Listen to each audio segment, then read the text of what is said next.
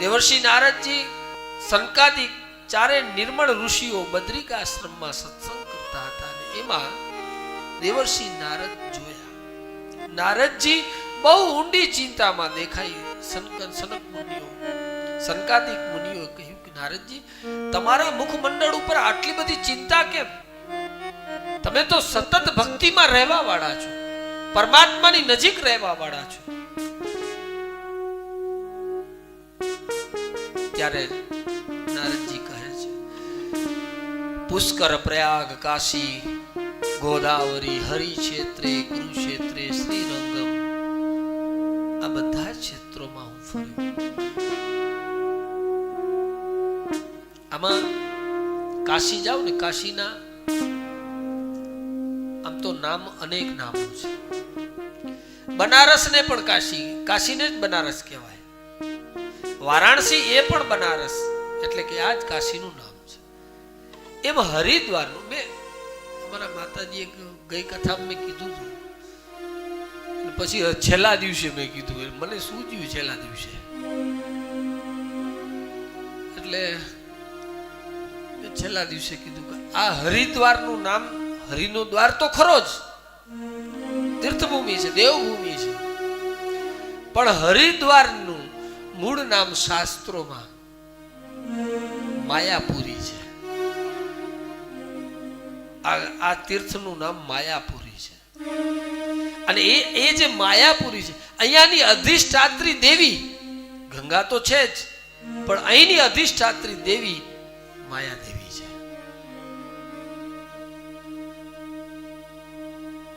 આપણે અહીં ગુણમાં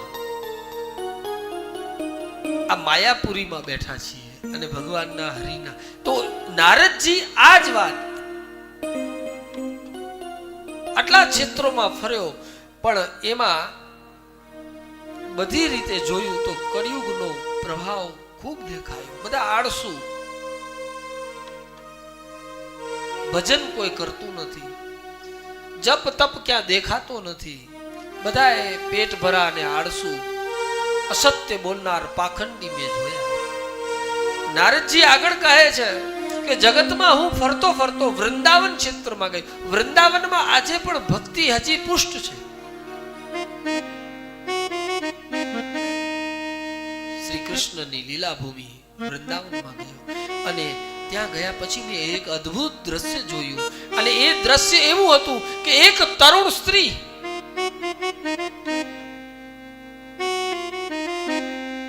જુવાન એ સ્ત્રી બેઠેલી હતી. એની આજુબાજુ બે ઘરડા પુત્રો, બે પુરુષ બેઠેલા હતા. અને હું ત્યાંથી નીકળ્યો એટલે મને જોઈ અને એ સ્ત્રી સફાળી ઊભી થઈ ગઈ અને કહેવા લાગી, ભો ભો સાધુ ક્ષણમ તિષ્ઠ મચ્ચિંતામપી નાસય દર્શનમ કવલોકસ્ય સર્વહરમ પર. આ સ્ત્રી તુરંત ઊભી થઈ અને મને કહેવા લાગી એક ક્ષણ માટે, ભો ભો સાધુ, હે સાધુ, ક્ષણ તિષ્ઠ, એક ક્ષણ માટે થોભી થાઓ. સાધુ એટલે કે નારદજી. નારદજી ત્યાંથી નજીક જાય છે, આમ તો સાધુ છે, નજીક જઈ ત્યારે પૂછ્યું, તમે કોણ છો? ત્યારે આ કહે છે કે તમારા પાપોથી, તમારા દર્શનથી અમારા બધા પાપનો નાશ થાય છે. દર્શનમ તવલોકસ્ય સર્વતા. તમારા દર્શનથી અમારા બધા પાપો, સાધુના દર્શન માત્રથી મનુષ્યના, કારણ કે સંતોના ચરણોમાં 68 તીરથ નિત બસે. ગુરુદેવા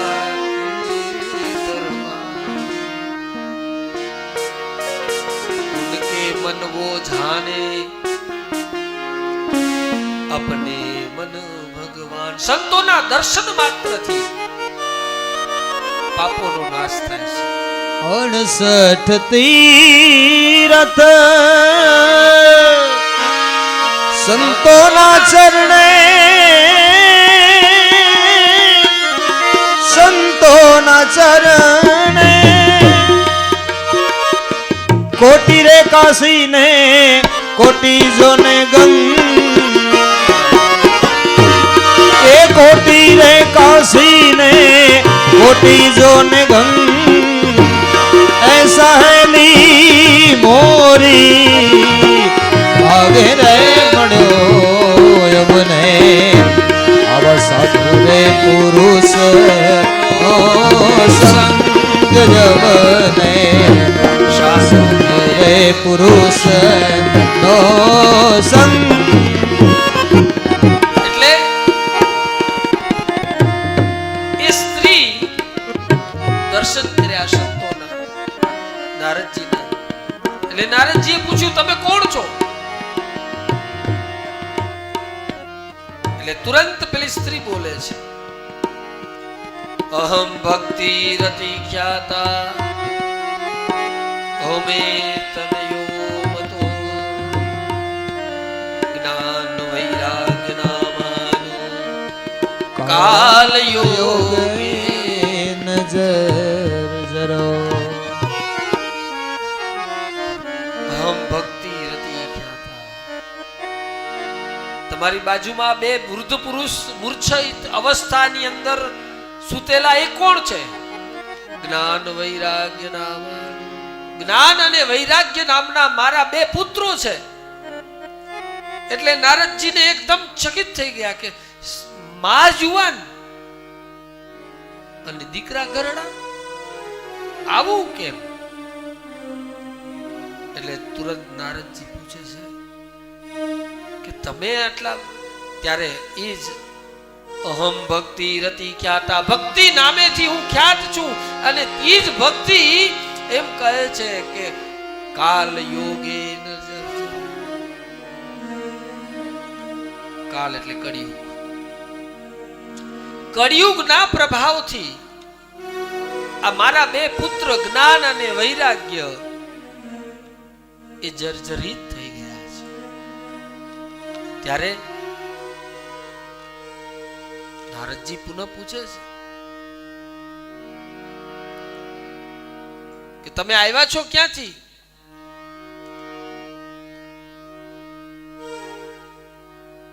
ત્યારે બેસી ગયું. ત્યારે ઈ જ સ્ત્રી એમ કહે છે કે ઉત્પન્ના દ્રવિડે સાહમ,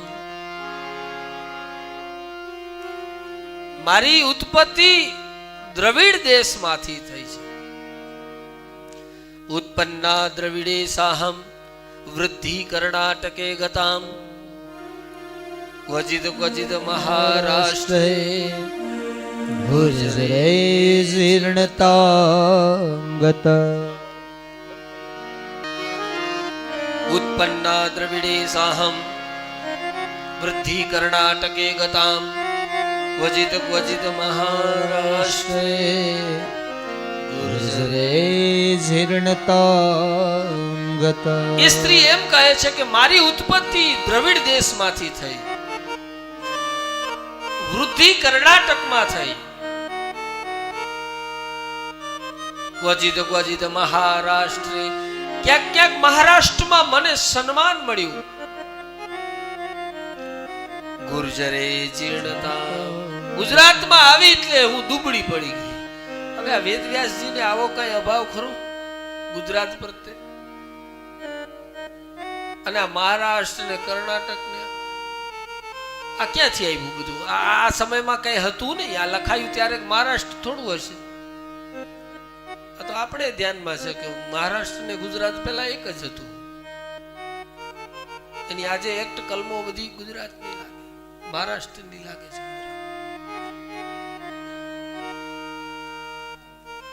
તો આ દેશાંતરની વાત કેવી રીતે કરી? એટલે જ અહીં કીધું છે આ વિદ્વાનોની પરીક્ષા છે ભાગવતમાં.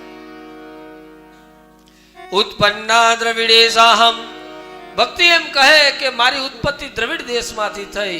વૃદ્ધિ કર્ણાટકે ગતામ, કર્ણાટકમાં મારી વૃદ્ધિ થઈ. ક્વચિત ક્વચિત મહારાષ્ટ્રે, મહારાષ્ટ્રમાં મને સન્માન મળ્યું. ગુજરે જીર્ણતામ, ગુજરાતમાં આવી એટલે દુબળી પડી ગઈ. એનું કારણ ગુજરાતમાં કઈ ભક્તિ દુબળી નથી. વેદવ્યાસજીને ગુજરાત પ્રત્યે કઈ અભાવે નહોતો, કોઈ એવો ઝઘડો નહોતો થયો. ઝઘડો થયો હોય તો ક્યાંક તો બતાવે ને કે ગુજરાત સાથે મારો ઝઘડો થયો. સંતો કોઈ દિવસ દેશાંતરની આવી વાત ના હોય. આ આપણા પોતાના ઉપર છે. ભક્તિ ક્યાંથી ઉત્પન્ન થાય?